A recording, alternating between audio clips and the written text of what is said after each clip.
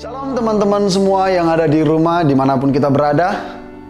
Saya percaya keadaan kita baik-baik saja. Dan saya tetap berdoa untuk teman-teman semua, kita tetap dalam perlindungan Tuhan. Sebentar lagi kita akan memulai ibadah kita. Mari siapkan hati, siapkan waktu yang terbaik. Dan jangan lupa juga ajak teman-teman yang lain untuk kita bisa menerima berkat Tuhan melalui pujian penyembahan. Dan terlebih yang paling penting dalam ibadah, kita akan diberkati oleh firman Tuhan. Yuk kita persiapkan segala sesuatunya untuk Tuhan. Selamat beribadah. Di dalam kesesakan Kau datang menguatkan, firman-Mu yang menghiburku.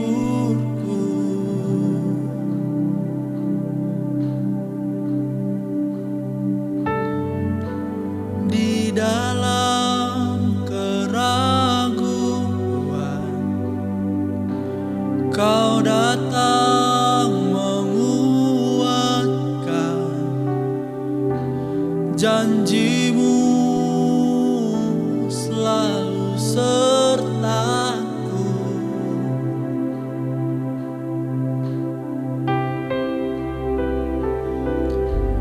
Kaulah Tuhan yang berjanji takkan pernah Kau ingkari.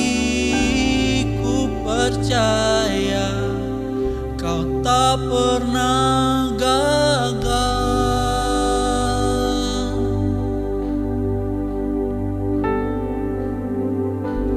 Menghiburkan, menguatkan, meneguhkan semua harapan.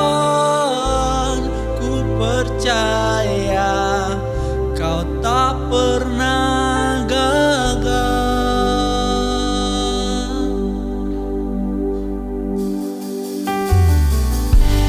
Di dalam keraguan Kau datang menguatkan, janji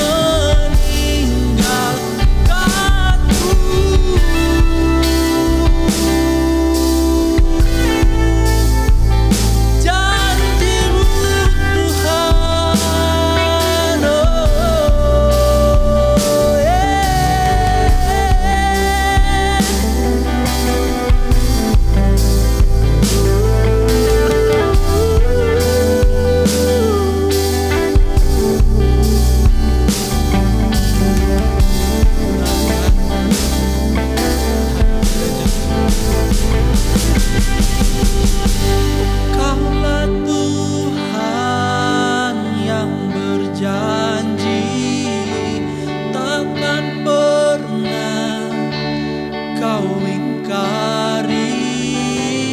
Ku percaya kau tak pernah gagal.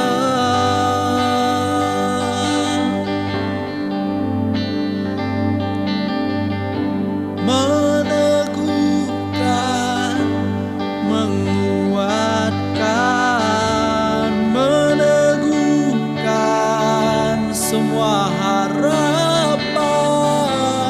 Ku percaya kau tak pernah gagal.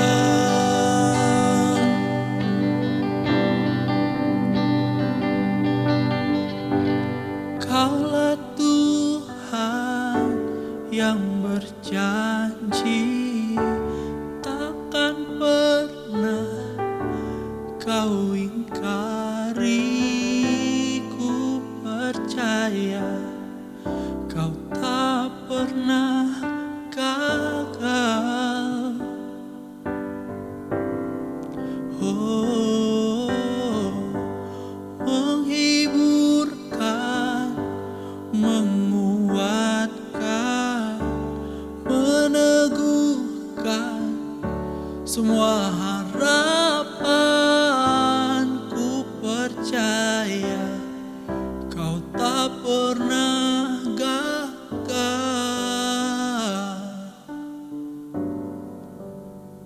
Shalom teman-teman semua, shalom anak muda dimanapun berada malam hari ini. Saya percaya kita semua ada itu karena kasih karunia Tuhan. So malam hari ini saya bersyukur karena kita bisa berkumpul, bisa sharing bersama walaupun masih secara online ya. Tapi sebelum kita mau masuk dalam firman Tuhan, kita mau sharing lebih dalam lagi. Yuk kita sama-sama berdoa dulu. Mari kita berdoa. Bapa, kami mengucap syukur buat semua berkat kasih karunia yang Kau berikan dalam kehidupan kami. Kami mengucap syukur buat sepanjang minggu yang Kau berikan dalam kehidupan kami Tuhan. Buat setiap penyertaan-Mu, buat setiap berkat yang kami terima Tuhan. Malam hari ini Tuhan, kami mau sama-sama belajar firman-Mu. Berikan kami Tuhan hati yang lapang Tuhan untuk bisa menerima firman-Mu. Dan kami bisa belajar hal baru Tuhan dari firman-Mu Bapa. Terima kasih Tuhan, terima kasih Yesus. Biarlah Roh Kudus Engkau yang berbicara pada malam hari ini sehingga kami bisa belajar dan bertumbuh bersama dalam nama Tuhan Yesus. Haleluya. Amin. Oke. Anak muda dimanapun berada malam hari ini, buat teman-teman semuanya, saya percaya malam hari ini adalah malam hari yang luar biasa. Oke. Beberapa tahun belakangan ini banyak hal-hal baru yang dilakukan oleh anak muda. Banyak terobosan-terobosan yang anak muda lakukan. Bahkan dalam negeri ini pun kita tahu ada beberapa kejadian-kejadian yang dipelopori oleh anak-anak muda ya kan. Nah itu adalah anak-anak muda yang tinggal di luar Tuhan, yang tidak sesuai dengan firman Tuhan. Tapi malam hari ini kita mau belajar yuk sama-sama apa sih yang Tuhan kehendaki kita sebagai anak Tuhan, sebagai anak muda di dalam Tuhan. Ya, kita buka sama-sama di dalam 1 Timotius 4 ayat yang ke-12. Oke, di dalam 1 Timotius 4 ayat yang ke-12 berkata, "Janganlah seorang pun menganggap engkau rendah karena engkau muda, jadilah teladan bagi orang yang percaya dalam perkataanmu, dalam tingkah lakumu, dalam kasihmu, dalam kesetiaanmu, dan dalam kesucianmu." Itu yang Tuhan inginkan terjadi dalam kehidupan kita, yaitu kita menjadi teladan dalam perkataan, dalam tingkah laku, dalam kesetiaan, dalam kesucian, dan dalam kesetiaan kita.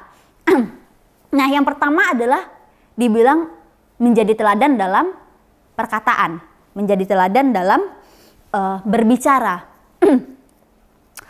Kenapa sih harus yang pertama itu menjadi teladan dalam perkataan? Kenapa enggak yang pertama itu menjadi teladan dalam kesucian atau menjadi teladan dalam kesetiaan? Kenapa harus yang pertama Tuhan bilang kita harus menjadi teladan dalam perkataan? Nah, seringkali anak muda pertama dilihat adalah dari perkataannya, dari apa yang dibicarakan. Jadi apa yang keluar dari mulut kita, itu yang orang pertama kali akan lihat. Itu yang pertama kali orang akan menilai kita. Jadi kita sebagai anak muda harusnya memperkatakan perkataan yang benar. kita sebagai anak muda sering sekali kita berkata-kata yang tidak sesuai dengan firman Tuhan. Mungkin dalam lingkupan pertemanan kita hal biasa untuk berkata kotor, hal biasa untuk berkata yang sia-sia. Seperti kata sia-sia itu seperti kayak bilang kan, anjir, mampus, gila, kok bisa ya ganteng banget, oh mau meninggal gue rasanya gitu. Itu tuh kata-kata yang sebenarnya kata-kata sia-sia yang gak ada faedahnya sama sekali. Mungkin menurut kita itu bukan dosa, tapi sebenarnya itu kata-kata yang tidak harus kita ucapkan sebagai anak Tuhan. Nah, bagaimana kita menjadi teladan dalam perkataan kita? Yang pertama adalah kita harus mengisi perbendaharaan perkataan kita dengan firman Tuhan. Kita harus rajin baca firman Tuhan. Karena saat kita rajin baca firman Tuhan, tanpa kita sadari kita mengisi perbendaharaan perkataan kita dengan kata-kata yang dari Tuhan, dengan kata-kata positif, dengan kata-kata yang membangun. Jadi apa yang keluar dari mulut kita adalah perkataan dari Tuhan, bukan perkataan yang bukan keinginan kita gitu. Jadi perkataannya adalah perkataan yang membangun orang lain. Nah, yang kedua adalah kita berkata jujur. Berkata jujur. Yuk sama-sama kita buka di dalam Matius 5 ayat yang ke-37. Nah, Matius 5 ayat yang ke-37 berkata, jika ya, hendak kamu mengatakan ya. Jika tidak, hendaknya kamu katakan tidak. Apa yang lebih dari itu berasal dari si jahat. Nah, firman Tuhan berkata, apa yang lebih dari itu berasal dari si jahat. Jadi kalau memang kamu merasa harus berkata ya katakan ya. Ya kalau tidak ya katakan tidak. Jangan, karena ada pepatah yang mengatakan berbohong demi kebaikan. Nah, menurut teman-teman gimana sih? Ada nggak sih yang berbohong demi kebaikan itu? Nah, kalau menurut saya sendiri, tidak ada yang namanya berbohong demi kebaikan. Firman Tuhan jelas berkata, kalau ya katakan ya, kalau tidak katakan tidak. Jadi, kalau kamu mau mengatakan sesuatu, kamu harus berkata yang jujur. Walaupun terkadang kejujuran itu menyakitkan, bisa jadi kejujuran itu membuat orang down. Tapi ingat kembali, motivasimu mengatakan kejujuran itu apa? Kamu mengatakan kejujuran itu ingin menjatuhkan orang atau kamu ingin membangun seseorang? Nah, saat kamu berkata jujur ingin membangun seseorang, maka perkataan yang keluar dari mulutmu adalah perkataan yang membangun orang, bukan menjatuhkan orang lain. Jadi, mulut kita harus kita jaga dengan cara kita ya harus berkata jujur. Jangan mau ditipu dengan bilang kebohongan demi kebaikan. Karena gak ada yang namanya dosa besar atau dosa kecil. Setiap batu yang dilempar ke dalam air akan tenggelam, baik besar ataupun kecil. Nah, begitu juga dengan dosa perkataan, mau besar ataupun kecil, ya semuanya akan dianggap itu dosa. Tidak ada dosa kecil ataupun besar, dan tidak ada kebohongan untuk kebaikan. Oke, itu yang kedua adalah berkata jujur. Yang ketiga adalah bagaimana cara kita untuk menjadi teladan dalam perkataan adalah tidak berkata yang sia-sia. Seringkali nih kita sebagai anak muda berkata yang sia-sia, seperti mungkin menurut kita itu bukan makian atau itu bukan sesuatu yang kata-kata yang negatif, seperti contoh nih yang kayak kemarin yang lagi viral kan kayak anjay, terus anjim, terus apa ya lagi ya, ada yang berkata aduh mau meninggal rasanya. Kan ada hal-hal yang seperti itu menunjukkan ekspresi-ekspresi yang berlebihan gitu. Berekspresi-ekspresi yang berlebihan dengan sebuah kata. Itu sebenarnya menurut kalian gimana sih? Itu perlu nggak sih kita sebagai anak-anak muda berkata seperti itu? Nah, kita cari jawabannya ya di dalam firman Tuhan, yaitu Pengkhotbah 5 ayat yang kelima. Oke, Pengkhotbah 5 ayat yang kelima berkata, janganlah mulutmu membawa engkau ke dalam dosa, dan janganlah berkata di hadapan utusan Allah bahwa engkau khilaf. Apakah perlu Allah menjadi murka atas ucapan-ucapanmu dan merusak pekerjaan tanganmu? Nah, Tuhan sendiri bilang loh, jangan kita mengeluarkan kata-kata yang sia-sia, mengeluarkan kata-kata yang membawa kita itu ke dalam dosa, dan jangan kita bilang kan nanti waktu hari penghakiman Tuhan bertanya, kenapa kamu mengatakan ini? Dan kita tidak bisa mempertanggungjawabkan apa yang keluar dari mulut kita. Nah, kita sebagai anak-anak muda pasti suka sekali mengikuti tren kan, tren perkataan, tren tindakan, apalagi tuh yang di TikTok ya, sering banget tuh tren-tren silih berganti dalam kehidupan anak muda. Tapi kalau tren itu tidak membawa kita jauh lebih baik, kenapa kita harus ikutin? Ya karena apa yang kita ucapkan itu akan diminta pertanggungjawabannya sama Tuhan di hari penghakiman nanti. Jadi kalau kamu merasa perkataanmu itu perkataan yang sia-sia, jangan diucapkan, oke? Nah, jadi itu 3 tadi kunci bagaimana kita menjadi teladan dalam perkataan. Yang pertama kita harus rajin baca firman, yang kedua kita harus berkata jujur, dan yang ketiga adalah tidak berkata yang sia-sia. Nah, teman-teman, aku mau menceritakan sedikit pengalamanku bagaimana aku bisa menjadi teladan dalam perkataan. Dulu waktu aku sekolah tingkat SMA, aku punya satu kelompok pertemanan di mana kami sering berkumpul bersama. Sehabis pulang sekolah kami sering jalan bersama atau sekedar nongkrong di rumah teman untuk mengerjakan tugas sekolah. Nah, di dalam sebuah pertemanan pasti dong ada tren-tren kata-kata kotor tadi, tren-tren kata-kata sia-sia. Aku berdua dengan temanku, kami tuh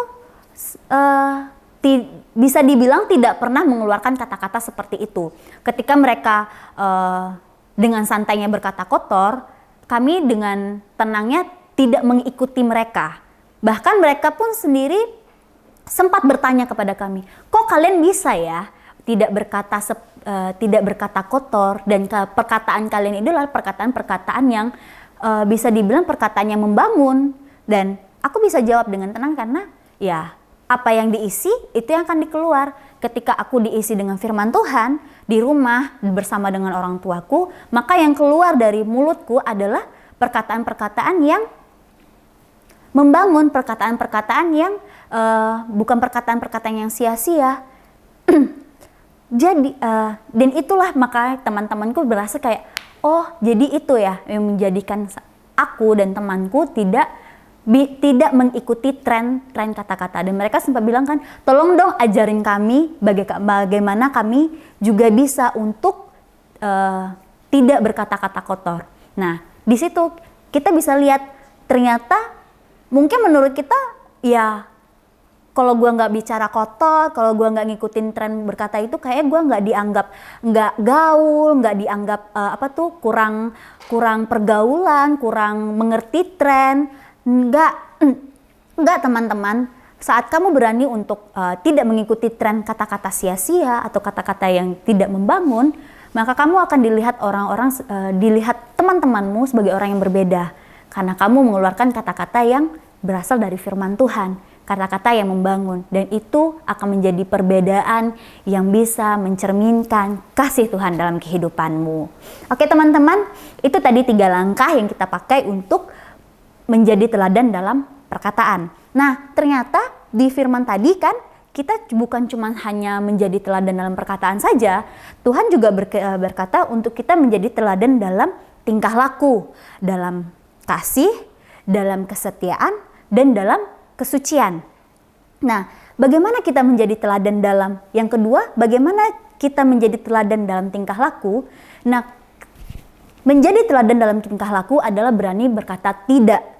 Berani dalam berkata tidak untuk setiap hal-hal yang merugikan kita. Contohnya nih, anak muda sangat tantang untuk ditantang, ya kan? Aku ingat banget waktu zaman sekolah, teman-temanku semuanya merokok, rata-rata merokok semua, dan yang cowok rata-rata suka merokok semua. Ada satu temanku berani katakan tidak pada rokok. Saat mereka semua berkumpul untuk merokok, dia bahkan tidak, bahkan dia pergi. Nah, saat teman-temannya sudah selesai merokok, dia baru kembali lagi untuk berkumpul. Aku sempat bertanya sama dia, kok bisa sih kamu tidak ikut-ikutan seperti mereka? Apakah kamu nggak takut dikatain banci oleh teman-teman yang lain? Atau dikatakan, kamu kurang pergaulan. Padahal kan anak-anak cowok paling pantang kalau dibilang banci dan paling pantang kalau ditantang. Pasti setiap tantangan mereka pasti akan lakukan. Nah, dia dengan santai bilang, enggak, aku nggak mau merusak tubuhku. Aku nggak mau merusak apa yang Tuhan udah berikan dalam kehidupanku. Ya kalau mereka merokok, ya udah biarkan mereka merokok. Kalau aku tidak. Ya. Nah, di situ teman-teman kita bisa belajar untuk berani berkata tidak. Dan teman-teman melihat, teman-teman yang lain ngelihat kalau memang anak ini berbeda. Anak ini dia mempunyai sesuatu yang dia pegang, punya prinsip untuk menjaga tingkah lakunya.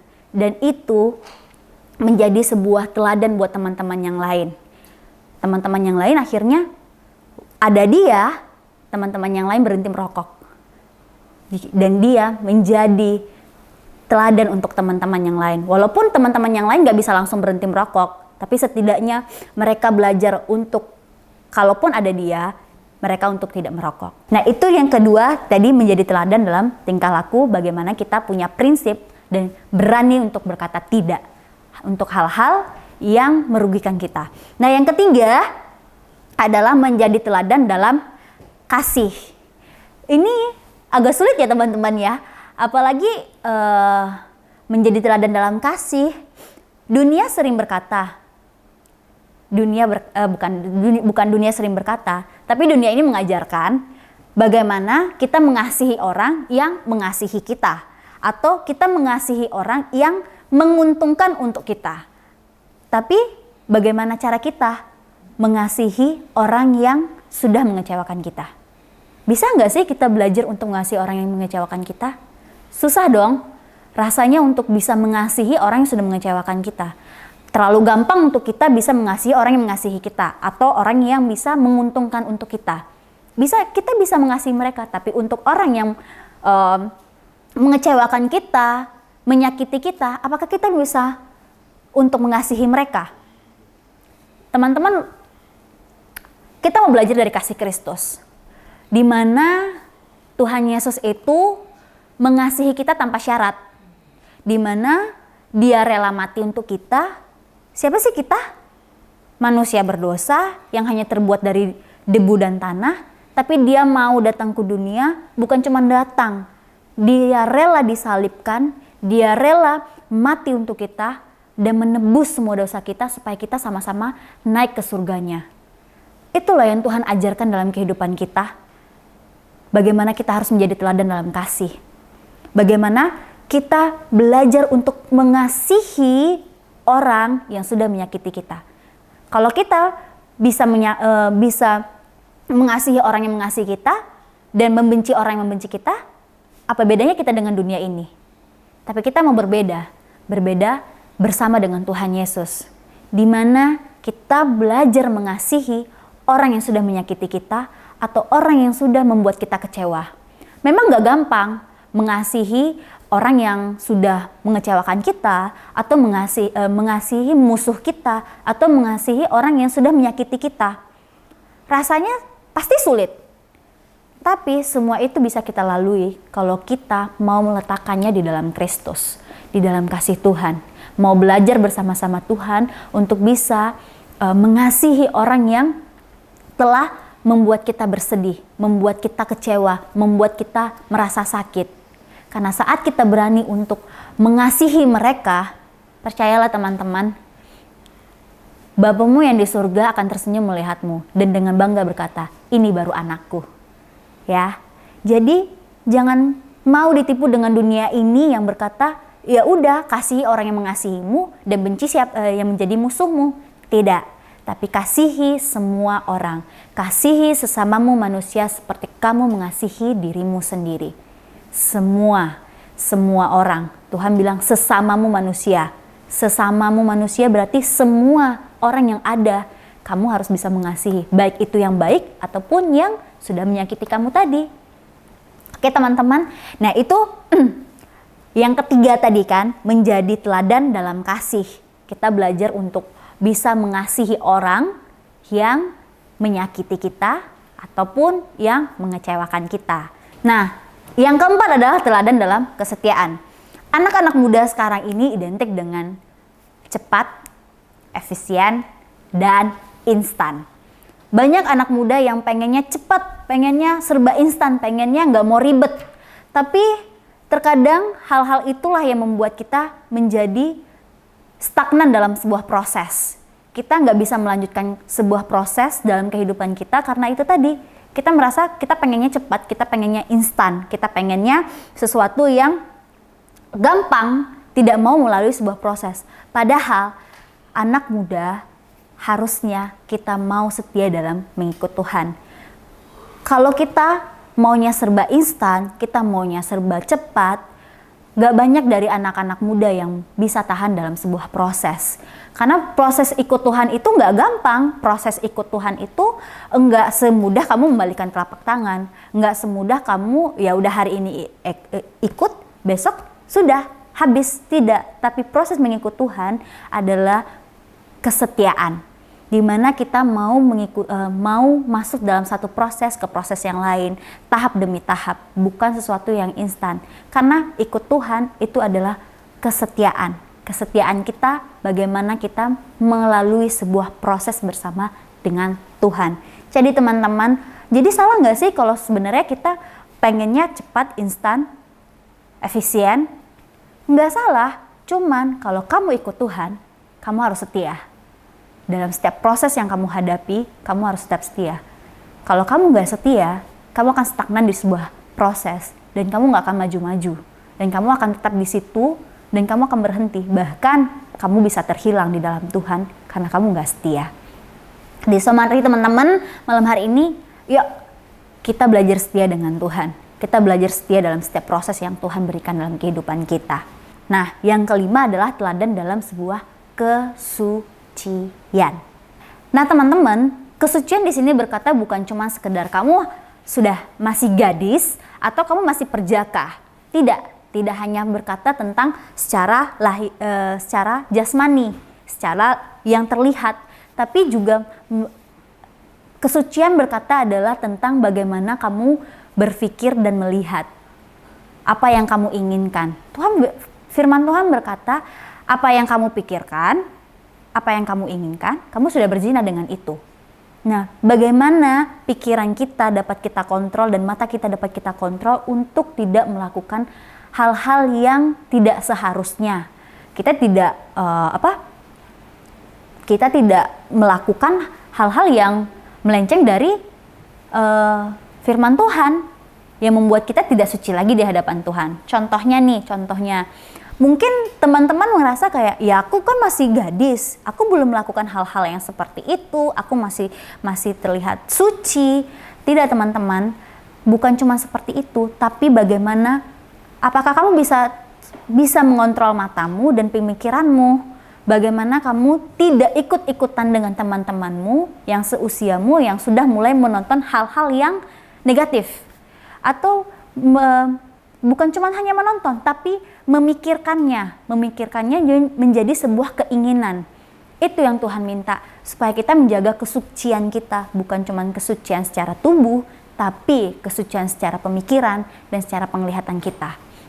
Teman-teman, yuk kita belajar menjadi teladan untuk orang-orang di sekitar kita, menjadi teladan dalam perkataan, menjadi teladan dalam perbuatan, menjadi teladan dalam kesetiaan, menjadi teladan dalam kasih, dan menjadi teladan dalam kesucianmu. Mungkin kita ngerasa, Kak, susah deh bisa menjadi semua itu. Ya memang, kalau balik lagi, kalau kita mau ikut proses dengan Tuhan, setia dalam proses Tuhan, percaya, yang teladan yang kita baca tadi, yang kita dengarkan sama-sama tadi, bisa kita lalui bersama Tuhan, bisa kita jalankan bersama Tuhan, asalkan kita punya hati yang mau ikut dalam prosesnya Tuhan. Ya teman-teman, Malam hari ini itu share yang saya mau sampaikan kepada teman-teman. Yuk, kita sama-sama belajar menjadi teladan. Bukan hanya teladan dalam perkataan, tapi juga teladan dalam tingkah laku, teladan dalam kasih, teladan dalam kesetiaan, dan teladan dalam kesucian kita. Kita mau menjadi anak-anak yang berbeda, menjadi anak-anak yang mencintai Tuhan dan menunjukkan kasih Kristus dalam kehidupan kita. Nah, saya tutup dengan satu quotes pada malam hari ini. Tidak apa-apa menjadi berbeda, tidak masalah menjadi berbeda, selama perbedaan itu menunjukkan kasih Kristus dalam kehidupanmu untuk orang-orang yang ada di sekitarmu. Oke teman-teman, selamat malam dan sampai jumpa lagi. Yuk, mari sama-sama kita berdoa.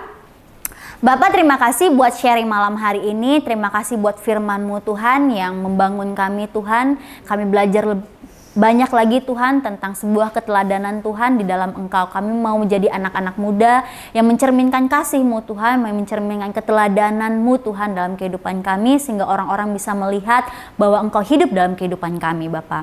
Biarlah Tuhan Engkau yang memakai setiap anak-anak muda-Mu dimanapun mereka berada saat ini. Biarlah hidup mereka mencerminkan kasih-Mu Tuhan. Terima kasih Bapa, terima kasih Yesus. Firman-Mu menjadi rema, Firman-Mu menjadi kekuatan, dan Firman-Mu bertumbuh di dalam kehidupan kami dan berbuah, menghasilkan buah yang lebat dan bisa dinikmati oleh orang-orang di sekitar kami. Terima kasih Tuhan, dalam nama Tuhan Yesus, haleluya, amin. Teman-teman, kami menyambut juga yang baru pertama kali bergabung dalam online service TYC. Anda adalah bagian dari keluarga IFGF, terlebih IFGF TYC. Sebelum mengakhiri ibadah kita, ada beberapa pengumuman yang akan saya sampaikan. Yang pertama, Sabtu depan kita akan tetap melakukan online service di channel YouTube IFGF College Padang jam 7 malam. Jangan lupa aja teman-teman yang lain, dan jangan lupa juga ikutin sosial media kita, Instagram kita, ada YouTube channel kita supaya kita bisa mendapat informasi lebih lanjut tentang IFGF TYC. Yang kedua, iCare akan tetap berjalan seperti biasanya. Kami menghimbau teman-teman tetap terkonek di dalam iCare untuk kita bisa bertumbuh bersama-sama. Untuk jadwal dan jam iCare bisa dihubungi setiap care leader yang ada. Teman-teman yang belum bergabung, silakan hubungi juga iCare leader di IFGF TYC ataupun koordinator iCare. Yang ketiga, hari Minggu kita tetap melakukan ibadah Super Sunday di channel YouTube IFGF Padang jam 9 pagi. Pastikan teman-teman boleh tergabung dalam ibadah kita, dan saya percaya kita akan diberkati oleh firman Tuhan dan pujian penyembahan. Sekian informasi atau pengumuman yang bisa saya sampaikan. Sampai bertemu di online service berikutnya. Tuhan Yesus memberkati.